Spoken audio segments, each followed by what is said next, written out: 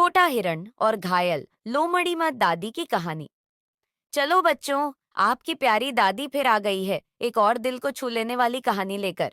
आज की कहानी आपको सिखाएगी कि दया और सहानुभूति कैसे हमारी जिंदगी को खूबसूरत बना सकती है।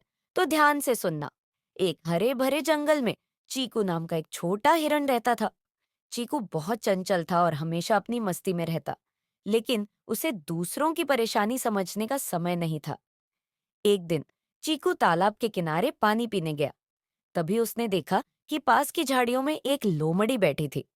लोमड़ी बहुत कमजोर और घायल लग रही थी।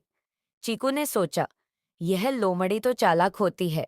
हो सकता है यह मुझे धोखा देना चाहती हो। मैं इसे मदद क्यों करूं?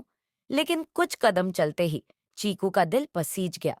उसने सोचा, अगर यह सच में परेशान है तो मेरी थोड़ी सी मदद इसे बचा सकती है। मुझे इसे कम से कम पूछना चाहिए।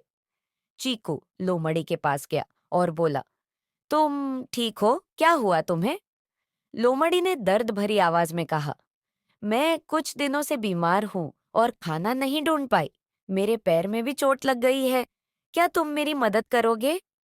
चीकू को लोमड़ी की हालत देखकर बहुत बुरा लगा। उसने तुरंत फैसला किया कि वह उसकी मदद करेगा। उसने अपने दोस्तों से कुछ फल और पानी लाने को कहा और खुद भी झाड़ियों से पत्ते और जड़ी बूटियां लेकर आया। चीकू ने लोमड़ी की चोट पर जड़ी बूटियां लगाई और उसे फल खिलाया। कुछ ही दिनों में लोमड़ी ठीक हो गई। वह चीकू की दयालुता और सहानुभूति के लिए बहुत आभारी थी। उसने कहा, चीकू, तुम्हारी मदद के बिना मैं शायद मर जाती। मैं हमेशा तुम्हारा एहसान मानूंगी। चीकू ने महसूस किया कि दया और सहानुभूति केवल दूसरों को नहीं, बल्कि हमें भी खुशी और संतोष देती है। अब वह हमेशा हर जरूरतमंद की मदद करने को तैयार रहता। तो बच्चों, इस कहानी से क्या सीखा? हमें दूसरों की तकलीफ को समझना चाहिए और उनकी मदद करनी चाहिए। एक बार फिर से मेरे साथ बोलो, हमें दूसरों की तकलीफ को समझना चाहिए और उनकी मदद करनी चाहिए।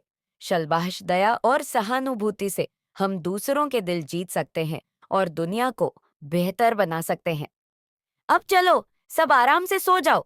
कल फिर एक नई कहानी लेकर आऊंगी। शुभ रात्रि।